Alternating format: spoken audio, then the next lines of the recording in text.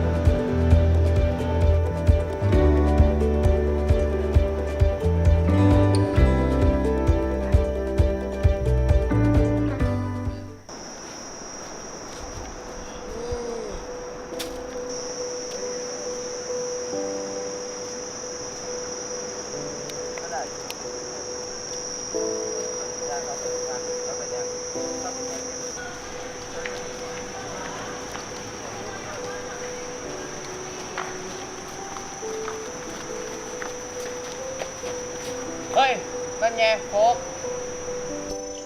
เพื่อนนำเก็บขยะทำไมอ่ะทำเที่ยวนะ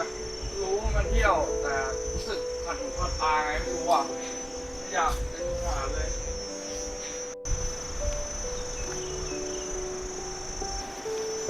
ย